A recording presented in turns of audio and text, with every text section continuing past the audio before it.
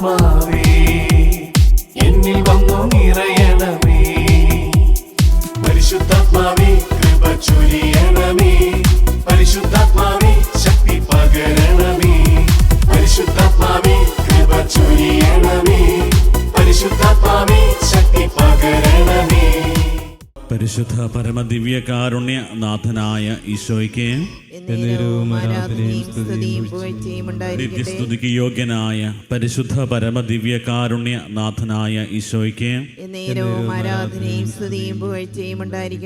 സ്നേഹത്തോടെ ഈ അൾത്താരയിൽ നമ്മുടെ കൂടെയായിരിക്കുന്ന പരിശുദ്ധ പരമദിവ്യകാരുണ്യ നാഥനായ ഈശോയ്ക്ക് ആരാധനയും സ്തുതിയും പുകഴ്ചയും ഉണ്ടായിരിക്കട്ടെ. സ്നേഹനാഥനായ ഈശോയെ, ഈ കൃപയുടെ സമയത്ത് നിന്റെ കരുണയ്ക്ക് വേണ്ടി യാചിച്ചുകൊണ്ട് ഞങ്ങളിതാ നിൻ്റെ മുമ്പിലായിരിക്കുന്നു. ലോകമാസകലമുള്ള സകലർക്കും ദൈവമേ അങ്ങയുടെ കരുണ ലഭിക്കുവാനായിട്ട് ആഗ്രഹിച്ച് നിമിഷം പ്രാർത്ഥിക്കുന്നു. തിന്മയുടെ മേൽ കരുണ വിജയം വരിച്ച സമയമാണ്. വിശുദ്ധ ഫൗസ്റ്റീനായിലൂടെ അങ്ങ് വെളിപ്പെടുത്തിയ വലിയ രഹസ്യങ്ങൾ ഞങ്ങൾ ഓർത്തെടുക്കുന്നു. അങ്ങയുടെ കരുണയിൽ ആശ്രയിക്കുന്നവരെ ഒരു കാരണവശാലും അവർ ഉപേക്ഷിക്കുകയില്ല. നശിച്ചു പോകാൻ അനുവദിക്കാതെ സ്നേഹത്തോടെ ചേർത്ത് പിടിക്കുന്ന നല്ലവനായ ദൈവം. ദിവ്യകാരുണ്യ നാഥൻ്റെ സന്നിധിയിൽ നമ്മെ തന്നെ പൂർണ്ണമായി സമർപ്പിക്കാം. ദൈവമേ, ഞങ്ങളുടെയൊക്കെ ജീവിതങ്ങളിലേക്ക്, ഞങ്ങളുടെ കുടുംബങ്ങളിലേക്ക് എൻ്റെ വലിയ കരുണ ചൊരിയണമേ എന്ന് നമുക്ക് ആഗ്രഹിച്ച് പ്രാർത്ഥിക്കാം. ഈ ഒരു മണിക്കൂറിൻ്റെ എല്ലാ അനുഗ്രഹങ്ങളും പ്രാർത്ഥിച്ചുകൊണ്ട് ഒന്ന് ചേർന്ന് നമുക്ക് പ്രാർത്ഥിക്കാം. ഈശോയുടെ തിരുഹൃദയത്തിൽ നിന്ന് ഞങ്ങൾക്ക് കാരുണ്യ സ്രോതസ്സായി ഒഴുകിയിറങ്ങിയ തിരുരക്തമേ, തിരുജലമേ, ഞങ്ങൾ അങ്ങയിൽ ശരണപ്പെടുന്നു. ഈശോയുടെ തിരുഹൃദയത്തിൽ നിന്ന് ഞങ്ങൾക്ക് കാരുണ്യ സ്രോതസ്സായി ഒഴുകിയിറങ്ങിയ തിരുരക്തമേ, തിരുജലമേ, ഞങ്ങൾ അങ്ങയിൽ ശരണപ്പെടുന്നു. ഈശോയുടെ തിരുഹൃദയത്തിൽ നിന്ന് ഞങ്ങൾക്ക് കാരുണ്യ സ്രോതസ്സായി ഒഴുകിയിറങ്ങിയ തിരുരക്തമേ, തിരുജലമേ, ഞങ്ങൾ അങ്ങയിൽ ശരണപ്പെടുന്നു. ഈശോയിൽ സ്നേഹമുള്ളവരെ, ദിവ്യകാരുണ്യനാഥന്റെ സന്നിധിയിൽ നമ്മെ തന്നെ പൂർണ്ണമായി സമർപ്പിച്ചുകൊണ്ട് ദൈവത്തിൻ്റെ മഹാകരുണയെക്കുറിച്ച് ധ്യാനിക്കുന്ന ഈ നിമിഷം വചനം നമ്മോട് അരുളി ചെയ്യുന്ന കാര്യങ്ങൾ നമുക്ക് ശ്രമിക്കാം. മിക്കാ പ്രവാചകന്റെ പുസ്തകം 6-ാം അധ്യായം അതിൻ്റെ 8-ാം തിരുവചനം പറയുന്നു, മനുഷ്യ നല്ലതെന്തെന്ന് അവിടുന്ന് നിനക്ക് കാണിച്ചു തന്നിട്ടുണ്ട്. നീതി പ്രവർത്തിക്കുക, കരുണ കാണിക്കുക, നിന്റെ ദൈവത്തിൻ്റെ സന്നിധിയിൽ വിനീതനായി ചരിക്കുക. ഇതല്ലാതെ മറ്റെന്താണ് കർത്താവ് നിന്നിൽ നിന്ന് ആവശ്യപ്പെടുന്നത്? മിക്കാ പ്രവാചകൻ്റെ പുസ്തകം 6-ാം അധ്യായം 8-ാം തിരുവചനം പറയുന്നു, മനുഷ്യ നല്ലതെന്തെന്ന് അവിടുന്ന് നിനക്ക് കാണിച്ചു തന്നിട്ടുണ്ട്. നീതി പ്രവർത്തിക്കുക, കരുണ കാണിക്കുക, നിന്റെ ദൈവത്തിൻ്റെ സന്നിധിയിൽ വിനീതനായി ചരിക്കുക. ഇതല്ലാതെ മറ്റെന്താണ് കർത്താവ് നിന്നിൽ നിന്ന് ആവശ്യപ്പെടുന്നത്? കരുണയുടെ തിരുമണിക്കൂറിൽ ഈ ഒരു വലിയ വചനഭാഗം നമ്മൾ ധ്യാനിക്കുമ്പോൾ സഭയുടെ ചരിത്രത്തിൽ ഇന്ന് പ്രത്യേകമായ ആഗോള സഭ വിശുദ്ധ കൊച്ചു ത്രേസ്യായുടെ തിരുനാൾ ആഘോഷിക്കുകയാണ്. ആധുനിക യുഗത്തിലെ ഏറ്റവും വിശിഷ്ടയായ ഒരു വിശുദ്ധയാണ് അറിയപ്പെടുന്ന വിശുദ്ധ കൊച്ചു ത്രേസ്യായുടെ തിരുനാൾ ഇന്ന് ആഘോഷിക്കുമ്പോൾ ഈശോ പ്രത്യേകമായ വിധം ദൈവത്തിൻ്റെ കരുണയെക്കുറിച്ച് മറ്റുള്ളവർക്ക് പറഞ്ഞു കൊടുക്കാൻ, ദൈവത്തിൻ്റെ സ്നേഹത്തെക്കുറിച്ച് ലോകത്തെ പറഞ്ഞ് പഠിപ്പിക്കാനായിട്ട് പ്രത്യേകമായ വിധം തിരഞ്ഞെടുത്ത വ്യക്തിയാണ് വിശുദ്ധ കൊച്ചു ത്രേസ്യ. കൊച്ചു ത്രേസ്യയുടെ ചെറുപ്പകാലം നമ്മൾ ശ്രദ്ധിച്ചു കഴിഞ്ഞാൽ ഒത്തിരിയേറെ പാഷണ്ഡതകളുടെ ഒരു വലിയ സ്വാധീനമുണ്ടായിരുന്നു. അതുകൊണ്ട് ഒത്തിരിയേറെ കഠിനമായ പ്രായശ്ചിത്തങ്ങളൊക്കെ ചെയ്യുമായിരുന്നു. ജാൻസനിസം എന്ന് പറയുന്ന ആ ഒരു വലിയ പാഷണ്ഡതയുടെ വലിയ ഇൻഫ്ലുവൻസിൽ, സ്വാധീനത്തിലായിരുന്നു. പിന്നീട് ഈശോയുടെ സ്നേഹം മനസ്സിലാക്കി, ഈശോയുടെ കരുണ മനസ്സിലാക്കി കഴിഞ്ഞപ്പോൾ കോൺവെൻറ്റിലെ 4 ചുവരുകൾക്കുള്ളിൽ നിന്നുകൊണ്ട് ലോകം മുഴുവനെ സമർപ്പിച്ചുകൊണ്ട് എല്ലാ ആത്മാക്കളും രക്ഷ പ്രാപിക്കുവാനായി ആഗ്രഹിച്ച് പ്രാർത്ഥിച്ചവളാണ് വിശുദ്ധ കൊച്ചു ത്രേസ്യ.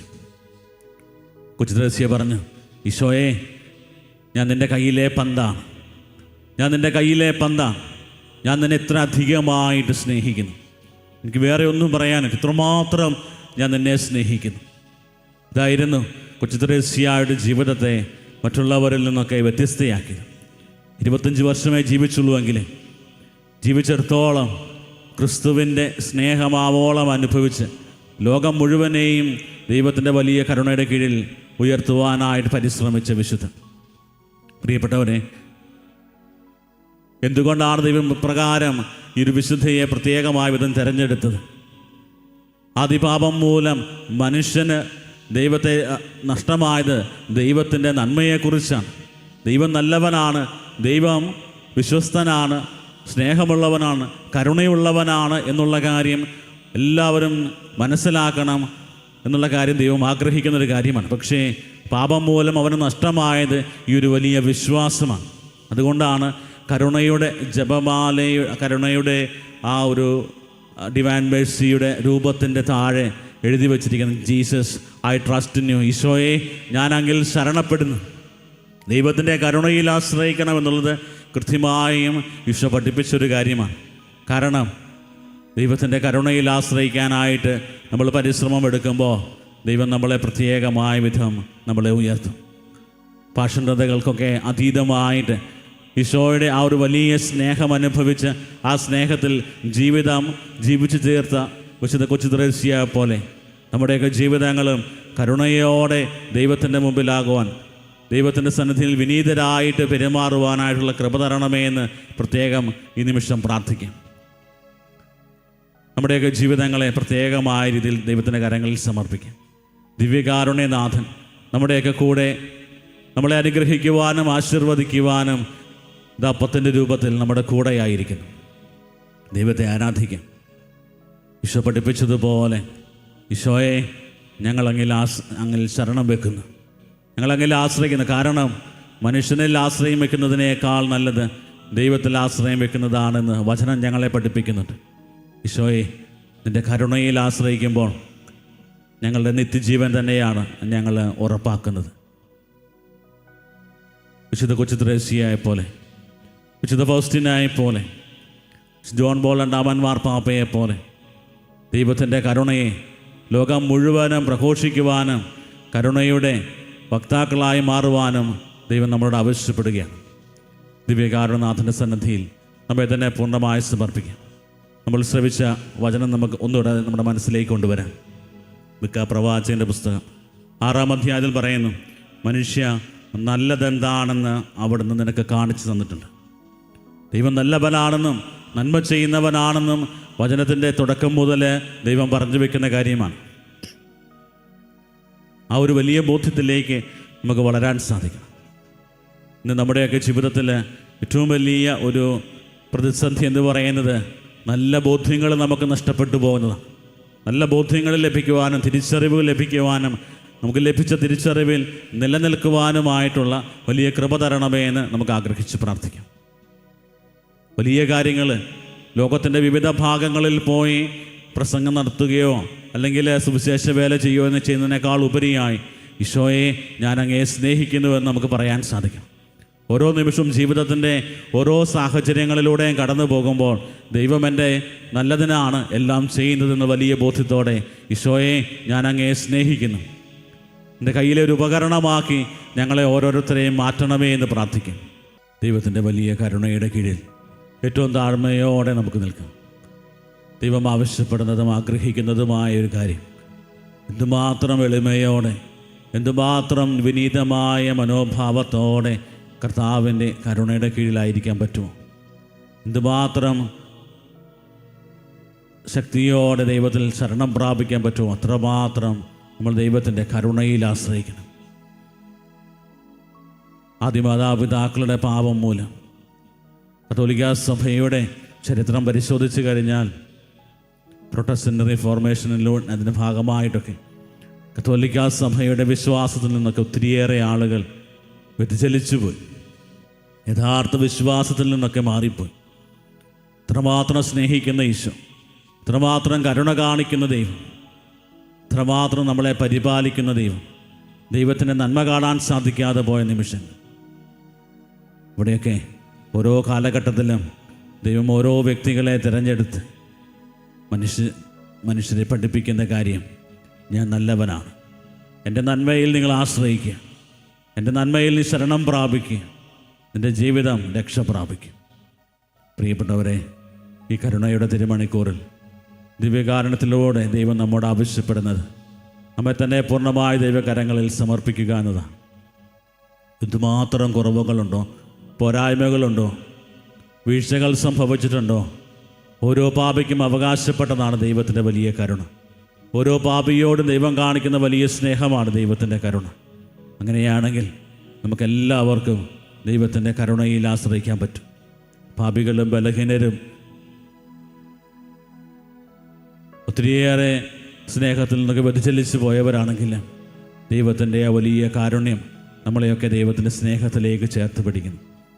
ദൈവത്തിൻ്റെ സ്നേഹം ആവോളം അനുഭവിച്ച വിശുദ്ധ കൊച്ചു ത്രേസ്യയെ പോലെ നമ്മുടെയൊക്കെ ജീവിതങ്ങളും ഈശോയെ നിന്നെ സ്നേഹിച്ച് ഞങ്ങളുടെ ജീവിതങ്ങൾ ജീവിക്കുവാൻ ഞങ്ങളെ ഒരുക്കണമേ എന്ന് പ്രാർത്ഥിക്കുന്നു. നിൻ്റെ ആ ഒരു വലിയ സ്നേഹവും കരുണയുമൊക്കെ ഞങ്ങളുടെ ജീവിതങ്ങളിലും കുടുംബങ്ങളിലും നിറയുവാനായിട്ട് ആഗ്രഹിച്ച് പ്രാർത്ഥിക്കുന്നു. ഞങ്ങളെല്ലാ വ്യക്തിപരമായ നിയോഗങ്ങളും പ്രാർത്ഥനകളും സമർപ്പിക്കുന്നു. കുടുംബത്തിൻ്റെ ആവശ്യങ്ങൾ,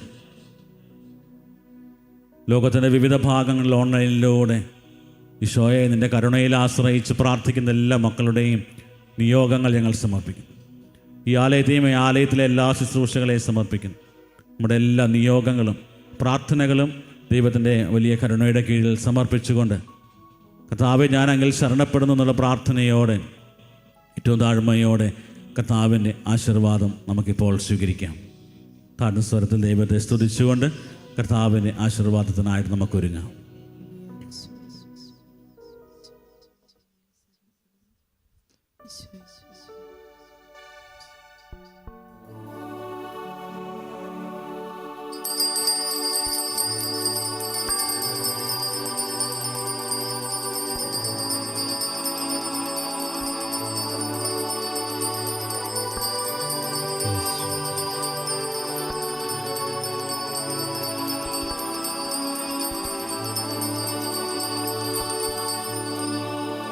പരിശുദ്ധ പരമമാ ദിവ്യകാരുണ്യമേ, എന്നുമെന്നും അങ്ങേയ്ക്കാരാധന.